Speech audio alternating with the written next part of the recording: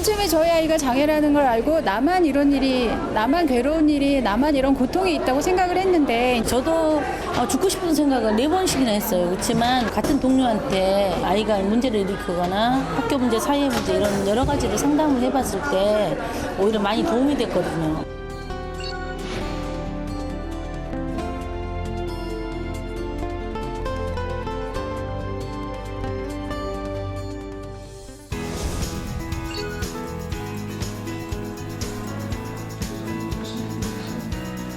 심적으로 변화, 미래에 계속했었으니까 제일 처음 올라가는 문제 중에 대처방법.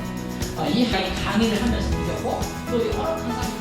작년 2014년부터 이 장애인 부모 동료 상담 제도는 제도화를 위한 기초를 마련하기 위해서 저희는 전국의 5개 지역 100여 명의 장애인 부모 동료 상담사를 양성하는 사업을 시작했습니다. 장애 아동을 둔 부모에 대한 연구를 쭉 살펴보면은요, 이 장애 아이를 둔 부모에게 과중한 역할과 책임이 부과되고 있다.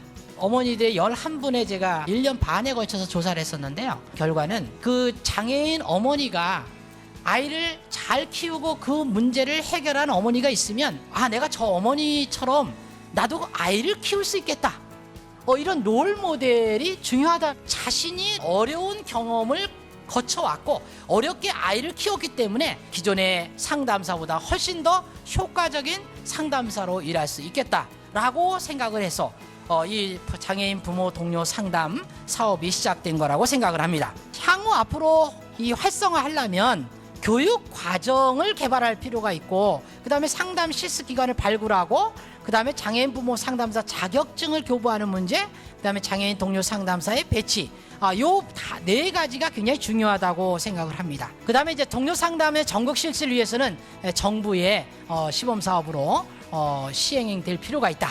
그 다음에 이제 장애인 동료 상담 및 장애인 부모 동료 상담을 제도적으로 뒷받침해서 장애인 당사자의 권리와 장애인 가족의 지지와 상담이 구체화되도록 서비스가 제공되어야 된다. 과연 이 장애인 부모 동료 상담사를 향후에 어디서 양성할 것인가 하는 문제가 있다는 거죠. 장애인 부모에서 향후 계속 교육을 하고 거기다 또 자격증까지 만약 준다고 할 때 우리 그 어머님들이 원하시는 것처럼 과연 보건복지부나 교육부의 권위를 그 자격증에 실어줄 수 있겠는가 하는 생각이 들고, 실습과 관련해서 슈퍼바이저 문제가 있었죠. 어떤 슈퍼바이저가 평소에 장애인 부모를 대상으로 상담도 잘하고 있었고, 또 그걸 이제 그 실습생들에게 잘 전수할 수 있는 슈퍼바이저가 있었다고 한다면, 거꾸로 얘기하면 이제 그분이 만약에 장애인 부모가 아니었다면 장애인 부모 아니어도 잘하네라는 얘기가 되는 거거든요. 그렇기 때문에 오히려 필요성을 반감시키는 것일 수도 있다는 거죠. 정부가 동료 상담사 자격증도 발급하고 상담에 대한 보상도 지급하고 또 시범 사업도 하고 하면 동료 상담이 활성화되겠다는 생각이 드는데, 장애인 부모에 의한 동료 상담의 효과가 학문적, 실증적으로 명백히 증명되지 않으면 사실 그거는 아쉽지만 현실적으로 좀 불가능한 일이 아니겠는가 그런 생각이 듭니다. 현장에서 과연 장애인 부모 동료 상담에 대해서 어떤 식으로 받아들일까? 장애인 부모님 당사자에 대한 마음은 장애인 부모님들이 더 잘 알고 있지 않습니까? 그런 측면에서는 굉장히 긍정적으로 받아들일 것이다. 제도를 갖다가 도입하기 이전에 앞서서는 충분히 장애인 복지 현장의 어떤 인식이 먼저 우선돼야 된다는 것을 말씀드리고자 하는 것입니다. 그 다음에가 이제 이 시범 사업도 장애인 부모의 중심으로 이루어졌으면 좋겠다는 것이죠. 지금 장애인 부모에서 전화 상담이라는 걸 해주고 있지 않습니까?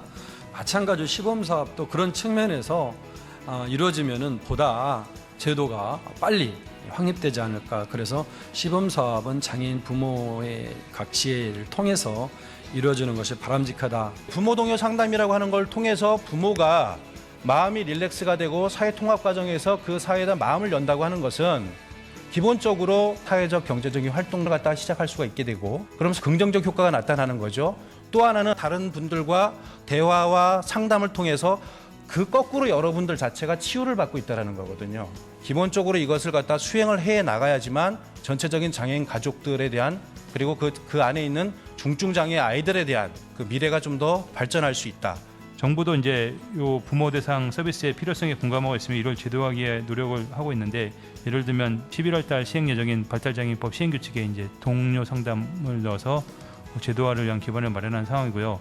앞으로도 제도화 기반의 구축이 실제로 가능하기 위해서는 동료 상담 서비스 프로그램의 효과성에 대한 연구가 필수적으로 좀 뒷받침해야 될 것 같습니다. 시범 사업을 하기 위해서는 여러 가지 여건도 아직 준비되지가 않았고, 상담사 자격증 문제나 어떤 급여화 문제는 저희가 정부에서도 좀 더 뭐 연구 비용을 준다던가 장애계 의견 수렴을 더 해가지고 건설적인 또 대안을 좀 마련하는 게 좋지 않을까 하는 생각입니다.